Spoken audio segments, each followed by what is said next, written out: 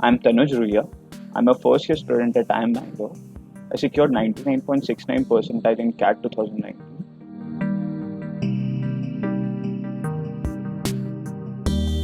The CAT preparation. So for that, since I gave CAT and JAT, the preparation for both these exams was pretty much similar since you get similar kinds of questions. In JAT, there's a logical reasoning question. There's a set of logical reasoning questions for that. So for that, you can prepare using the past few exam papers or there's omits. But as such, you don't require any specific preparation.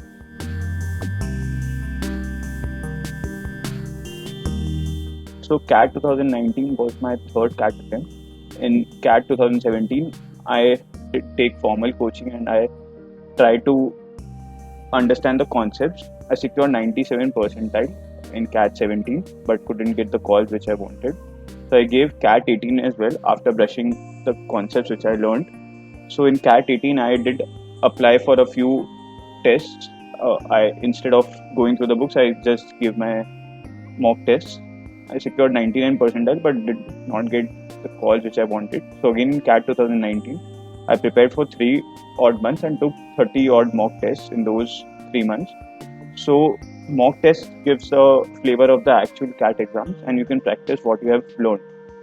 So uh, the few after revising the concept which I learned in CAT 17, I appeared for mocks and I tried to take each mock as if it was an actual CAT exam, so as to practice in the best manner possible.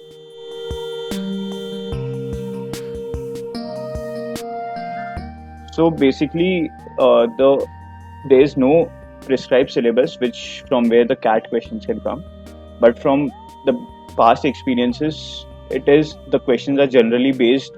So the exam is divided into three sections, which is verbal ability, uh, and reading comprehension. Then there's DILR, which is data interpretation and logical reasoning, and there's quantitative aptitude. So in all these three sections, you don't have to learn any formulas, except in a few questions of geometry there are formulas. Apart from that, it is more of an aptitude test. So there's no prescribed format. You just have to learn. You just have to understand the concept, understand what's being asked, and answer appropriately. So if I go subject wise for VARC, my main focus was on reading comprehension since it constituted around 24 questions out of 34 questions which I had.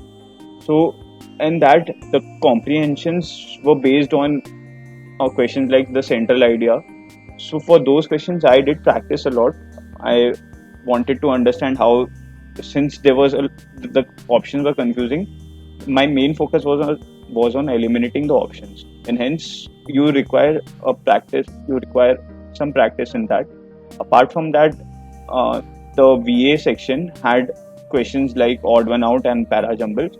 So based on the marks which I gave, I found that I was getting the VA section. My marks weren't that good in the VA section, and hence I decided to first focus on RC, and then whatever time I had, I devoted for VA. And in that also, I sequenced my time in like first answering the odd one outs and then going for the para jumble. So developing the strategies based on the mocks and the feedbacks which you get is the most important thing. For DILR, what I feel is that there are a few basic questions which everyone should know. Like there's linear arrangement, then there's circular arrangements, then there's uh, bar graphs, then there's data interpretation. So there are a few basic questions which you should know, and in the actual exams you don't get questions as it is which you have practiced. There'll be a few variations, and you must like you can understand the basic concepts and then try to apply those during the exam. So for my exam, what I did was that there are 8 sets generally in a 3-hour exam. So I tried to first go through all the sets in a first 3 to 4 minutes so that I understand which set I want to attempt. And attempting all the sets is also an option, but I focused on getting 5 to 6 sets correct. And if I could do that, I was in a pretty good zone. So I tried to sequence my the attempts so that I can get the best possible results in the limited time which I had. Now coming to the QA section, which is the quantitative aptitude section, that was one of my weak spots since I did not have mathematics in my 11th and 12th. So for that, I practiced a lot. I practiced Arun Sharma.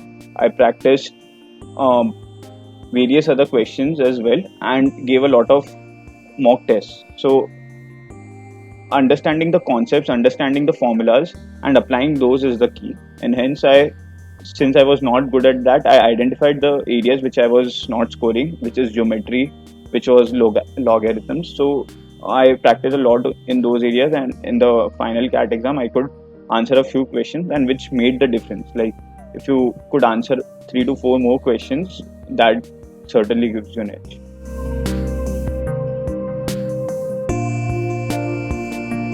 So initially, I used to give the mocks, but I did not focus on the analysis as such.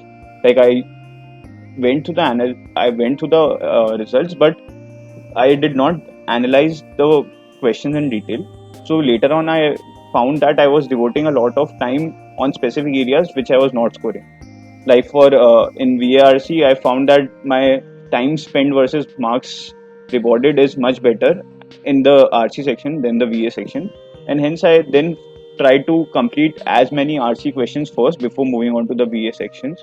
So understanding your strengths and the weaknesses through mocks, through analysis, through discussion with people who are currently preparing for CAT gives you that extra edge and gives you that advantage. And hence, I feel that analyzing mocks gives you the best picture, your current state, your weaknesses, and your strengths, and accordingly, you can build upon that.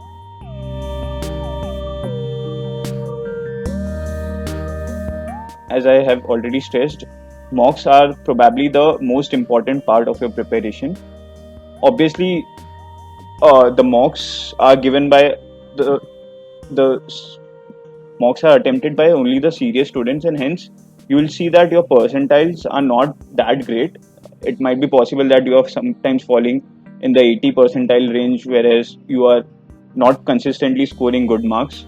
So my only advice to anyone attempting the mocks will be that you can focus on scoring and you can focus on individual sections, understand what mistakes are you making, and try to better it in the next attempt, because the percentiles will definitely vary. Even in my case, the percentiles did vary. Sometimes I got 80 odd percentile, sometimes I had 90 95 percentile. So yes, the percentile kept on varying, but one should identify the underlying areas where one is making a mistake, and that is what I did. Like I remember that I scored very less marks in DILR section as well, and hence I thought that I should build a strategy wherein I should not let any easy sets go, and hence I decided to sequence my attempts. So mocks are definitely the most essential part, and without mocks, I feel the you cannot prepare as well as you could if you would have if you would have given mocks.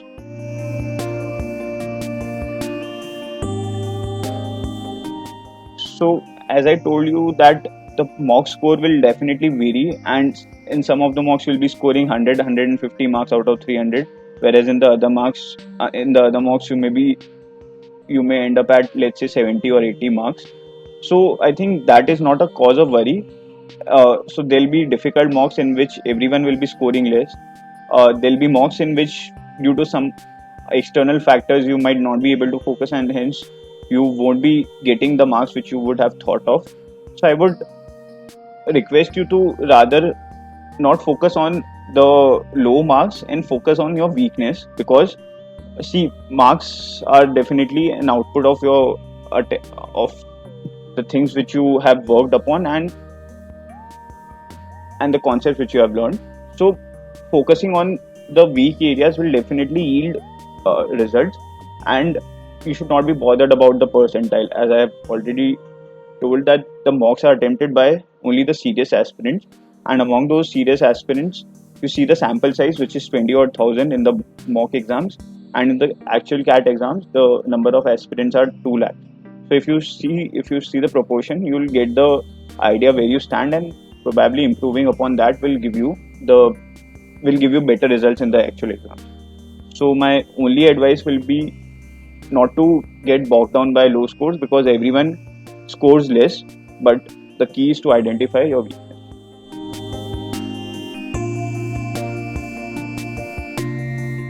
Cat needs a lot of time. Like, you have to devote regularly 2 odd hours you're working, and then you have to devote, let's say, the entire weekend for giving mocks, 1 or 2 mocks on each Saturday and Sunday. So preparing and giving enough time for the analysis as well. So that was the differentiator which I feel is in my performance versus the people who did not perform well.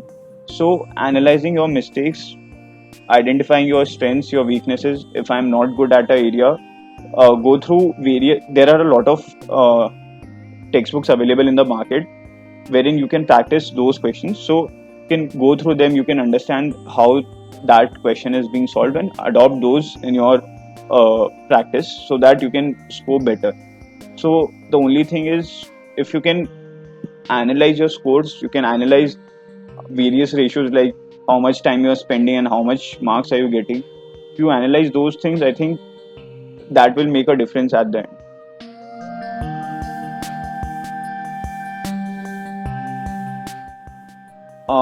Tackling strong areas is not a big problem, but the problem comes in tackling the weak areas. So for the weak areas, I did, as I said, I did practice a lot of quantitative aptitude, and I ended up scoring a 99 percentile in quantitative aptitude section as well. So as a the geometry section, I could not attempt lot of questions in CAT 17, as I correctly remember, if I correctly remember. But in CAT 19, since I had identified that that area I'm not scoring well, and other people are getting good scores in that area, and attempting easy. So there are easy questions and there are tough questions in a set of uh, particular set of questions. So for geometry, I try to identify those easy questions and score marks in those questions. So even attempting 3 odd questions will give you 12 marks, and which makes a lot of difference.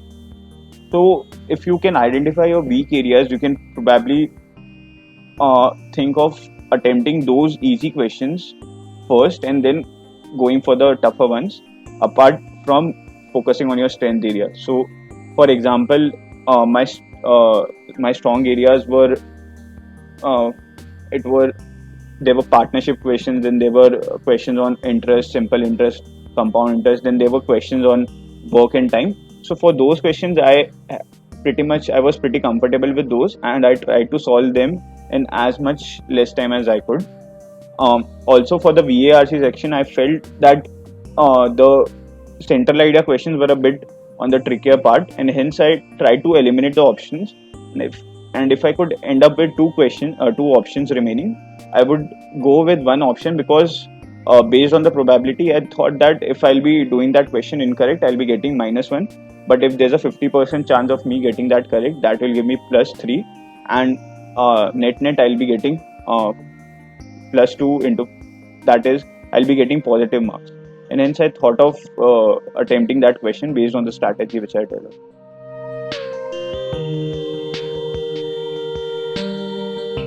There's no easy or tough section per se, because it totally depends on the exam. Like in CAT 17, if I correctly remember, DILR section was one of the toughest, and the quantitative aptitude section was the easier one. But in CAT 18, again the pattern reversed and QA section was on the tougher side. And whereas in CAT 19, the VARC section was on a tougher side. So the section is, there's no proper thing as such which is a tough section. But what I feel from the mocks which I have given and from the questions which I did is that VARC section, there is a lot of variability in the VARC section scores, because the options are pretty close, and there's a possibility that you might not be able to read between the lines and you end up getting that question incorrect.